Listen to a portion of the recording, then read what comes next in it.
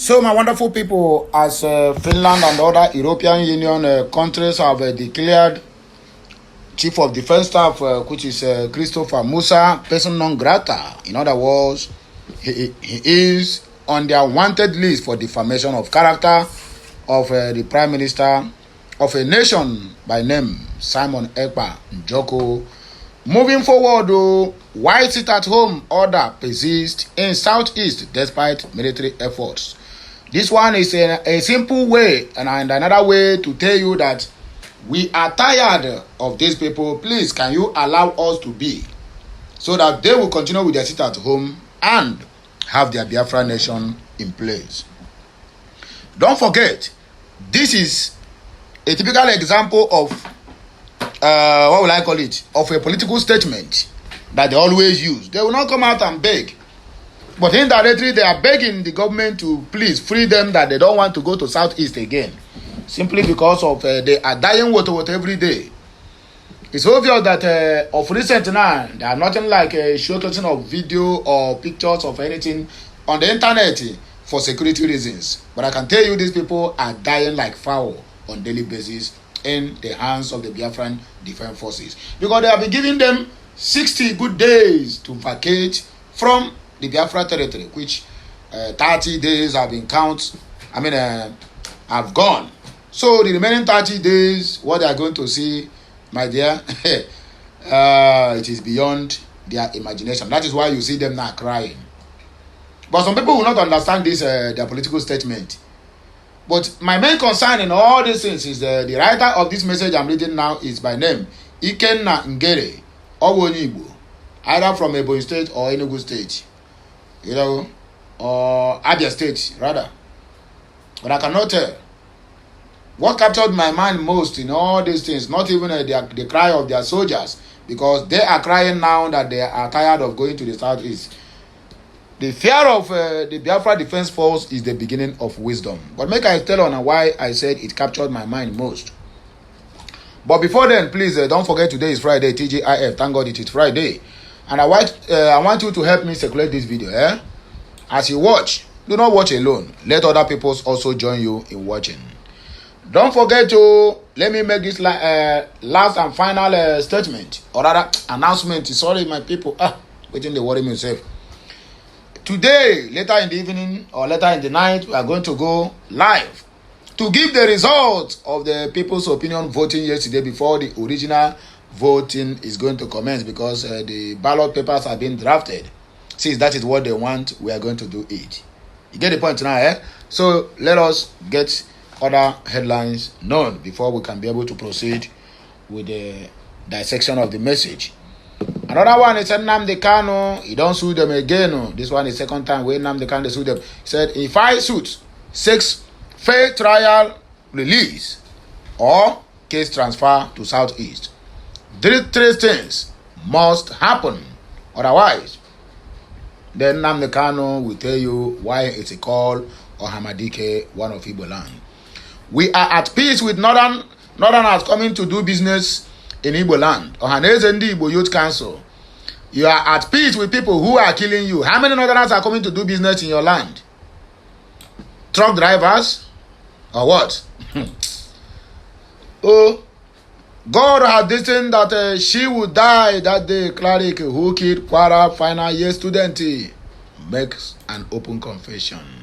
So my good people, Ugo, Ebelena Nambabu, let us dissect the message. But let me show you, when I get to that point, I will tell you why I said that Igbos are the problem of their own self. Even as the matter are still in court of so-called Buhari's ex-minister or ex-head, Bashir Ahmed, since they took this idiot to court, he never come out again to call Biafrans prescribed terrorist group. He lock up. But look at the writer of this message under nigeriannews.com calling Biafrans prescribed group. Make on hear them as we proceed. The Defense Headquarters has stated that the continued observance of the sit-at-home order in the Southeast is driven by the fear rather than the actual strength of the prescribed indigenous people of Biafra, IPOB. You get it? An East Armed Wing, the Eastern Security Network. Speaking on the issue, Director of Defense Media Operations, Major Marcus Kangiye, emphasized that despite military efforts to restore normalcy through Operation Udoka, many residents remain indoors on Mondays due to fear of attacks. No be fear of attacks. No any Biafra is attacking them. They are fear of Nigerian police, or rather Nigerian terrorist military in uniform, and also Fulani headers. The military intensified just to stop sit at home. They are not intensifying to stop the killings in the Biafra territory. In Amufu now and Ubulusi Uzo are being ravaged by Fulani bandits, moving with AK-47, raping our women and packing sticks to fool inside their private part. Since this message and the protest is going on, we never hear from the Nigerian Zoo government military to comment on this, or even serve the 82 Artillery Brigade in Enugu, where we have 82 Artillery Brigade in Enugu State.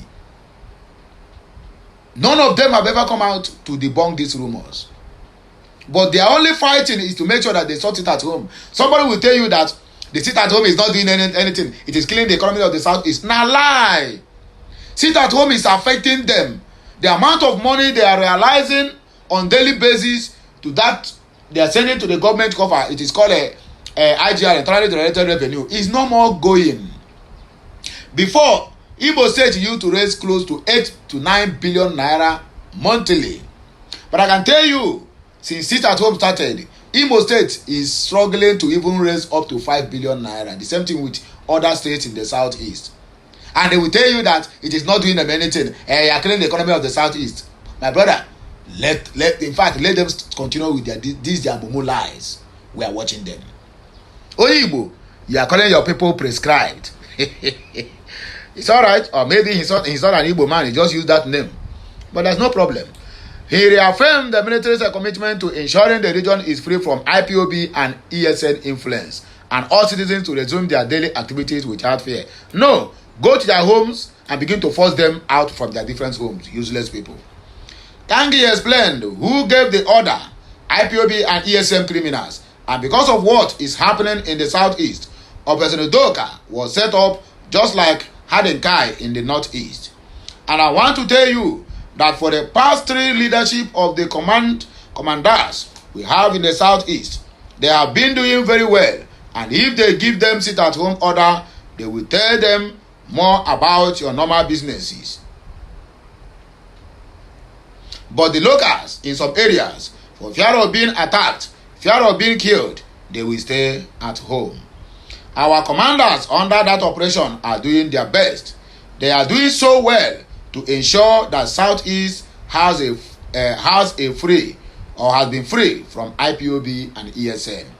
But they cannot ensure that Southeast are free from the attack of Fulani headers and Fulani terrorists who are operating from Amufu down to Ubolusi Uzo and that of Nkalaha in Amago, and also that of Benue State. You cannot assure them, but they assure them that they are going to be free from ESN and IPOB who are guiding our territories from invaders of Fulanis. Can't the whole world see now that Nigerian government is the sponsors of terrorists in the Southeast?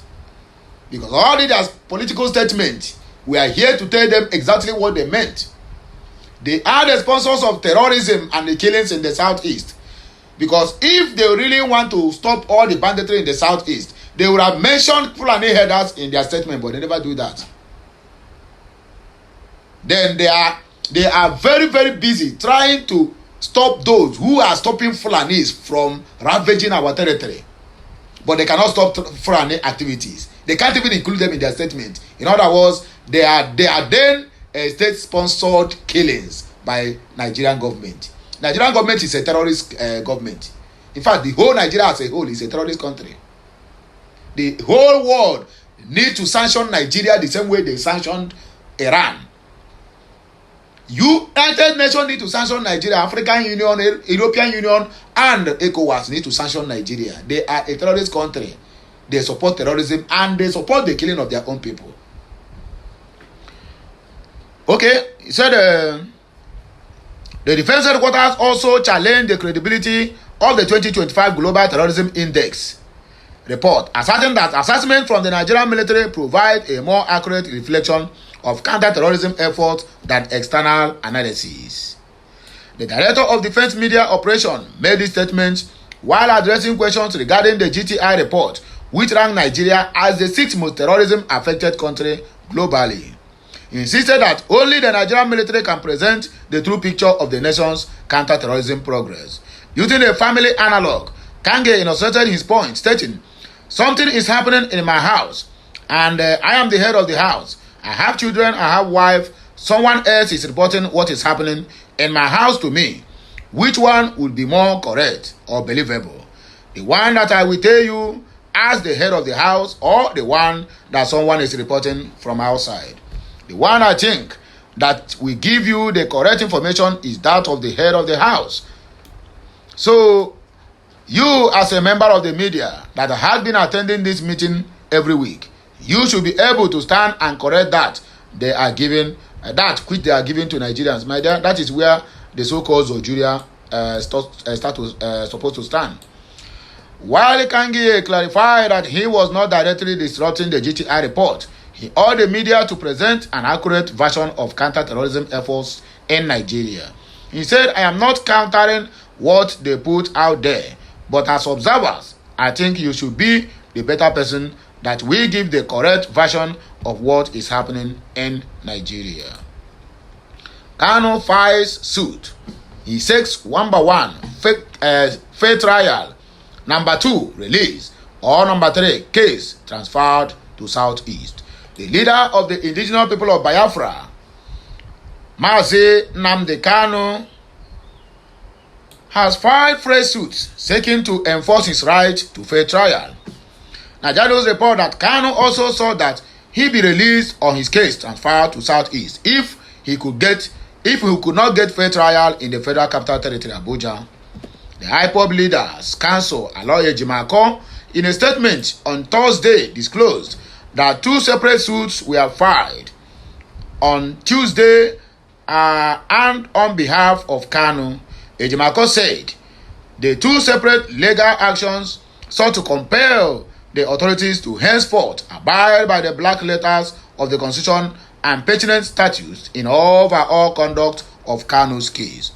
In the first suit, number CV/87/25, filed before the Federal High Court in the Federal Capital Territory, requested for the enforcement of Nnamdi Kanu's constitutional right to fair hearing and to be tried within a reasonable time, and in the alternative to release him unconditionally. In the second suit, number M/3224/2025, which was also brought before the High Court of the Federal Capital Territory, we are seeking for a mandamus to compel the authorities to follow the law in the conduct of his trial, including the transfer of his case file to Southeast, where it should have been instituted in the first place, he said. Kanu's lawyer explained the suit were necessitated by refusal to assign the IPOB's leader's case to another judge since Justice Binta Iyako recused herself on 24th of September 2024. We wish to make it abundantly clear that these suits were primarily necessitated by the several unconstitutional and unlawful actions that have pervaded the conduct of Nnamdi Kanu's case since the recusal of Honorable Justice Binta Murtala Iyako on the 24th of September 2024. In summary, the said unconstitutional and unlawful actions include the refusal to reassign the case to another judge, the backward reassignment of the case to the same judge who recused herself from the case, the refusal to consider transfer of the case to Southeast, and most importantly, the failure of the authorities to bring the case to a proper trial within a reasonable time as the Constitution demands, he stated. Ejimako argued that keeping Kanu in detention for 4 years was against his inalienable rights. To be clear, these actions by the authorities constitute grave miscarriage of justice that have altogether become highly injurious to Nnamdi Kanu's legal interests including particularly the grave injustice of keeping him in a detention for almost 4 years without any prospect of a fair trial. As a human being imbued with certain inalienable rights, Mazi Nnamdi Kanu cannot fold his hands while these injustices persist, he added. We are at peace with northerners who come in to do businesses in Igbo land, Ohaneze, Ndi Iberibe Youth Wing. Igbo Social Cultural Organization Ohaneze, Ndafonse Youth Council Worldwide, has condemned allegations that the truck drivers are being attacked in various parts of the southeast.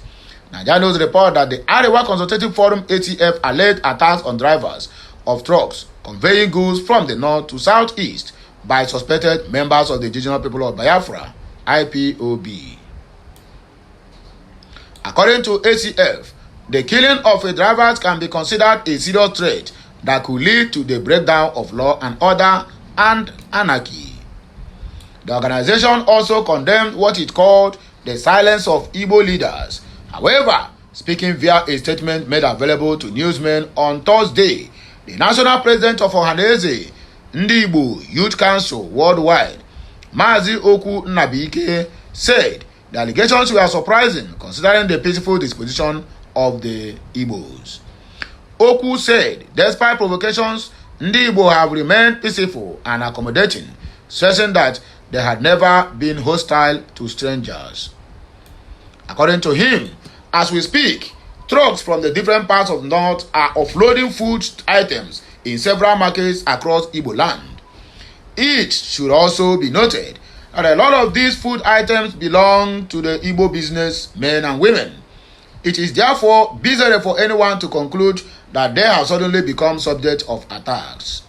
We want to make it abundantly clear that northerners are free to do business, genuine businesses in Igbo land without any form of fear or favor.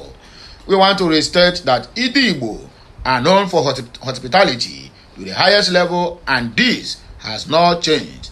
We have a sacred duty to protect strangers in our land. Therefore, those sowing seeds of discord should desist from such habit. While noting that any attack on any truck driver should be seen as an offshoot of the same wave of criminality and banditry across the country, Oku said making such development look like an organized attack by the people of the southeast against the north was meant to trigger an attack on Igbos doing their legitimate businesses in the north. And people who are sharing this narrative, it can never pass any other person than Yoruba bastards. That them they pass this information, and at them they carry this propaganda. Those trying to pull this trigger should desist from it. We are at peace with all the northerners coming and doing their legitimate business in Igbo land. While we are sympathizing with the truck driver and business owners who have fallen victim to the such banditry and criminality, the ACF and other groups should not blow it out of proportion, thereby creating unnecessary tension in the country. The security agencies should fish out anyone involved in launching any form of attack on innocent Nigerians regardless of where they came from, he added. The last but not the least, God had destined that she would die that day. Cleric who killed Kwara final year student. There was a dramatic turn of events at a Kwara State Magistrate Court on Thursday when Abdurrahman Mohammed Bello, the prime suspect in the murder of a final year College of Education student, Hafisa Lawal, shockingly exonerated his co-defendants. Bello, who was arraigned alongside Ahmed Abdul Wasil, 41, Suleiman Muhyiddin, 28, Jamiu Othman, 29, and Abdul Rahman Jamiu, 31, interrupted court proceedings, insisting that the other accused persons were innocent of the crime. Nigerians report that he pleaded with the presiding magistrate SB Mohammed. I want to say something, man. The remaining suspects don't know anything about the crime I committed. I committed the crime alone, and I hereby appeal to this court to release them. How Hafizat Lawal was killed. The court, intrigued by by his statement, asked him to explain what transpired on the day of the incident. He said, when Hafizat arrived at my house, she said she was hungry because she hadn't eaten before coming. I told her to cook, but because she was very hungry, I decided to buy food for both of us. After we ate, we started romancing and later had some knacking. But because God had destined that she would die that day, she died in the process. Why I dumped her body, according to Bello. Bello further admitted in dismembering Hafizat's body, revealing that panic led him to make irrational decisions. He claimed the only mistake I made that day was not calling for help. I became nervous, so I decided to dismember her body, packed her remains, and dumped them in a public dustbin, where the police later discovered some parts. The only part found in my house was her hands, which I hadn't disposed of because I was scared and ran away. When asked if he had committed such a crime before, Bello denied being a serial offender. He said, I have never done such a thing before. This was my first time. It was a spirit that entered me, and once it left, I realized what I have done was bad. Please allow the other suspects to go free. In her ruling, Magistrate Mohammed stated that the State Attorney General's legal advice had confirmed that all 5 suspects has a case to answer. This case is beyond the jurisdiction of this court. The magistrate ruled the matter has been transferred to the State High Court, where the accused persons will stand trial. The case was adjourned until March 20, 2025 for further hearing. So my people, with a few points of mine, I'm sure that I'm able to convince you, but not to confuse you, that Nnamdi Kanu is going to be released anytime soon. And Nigerian government and their military is crying. They are crying blood. I beg you make you help me like, share, comment, and keep subscribing for more interesting videos coming your way. Okulora is coming back.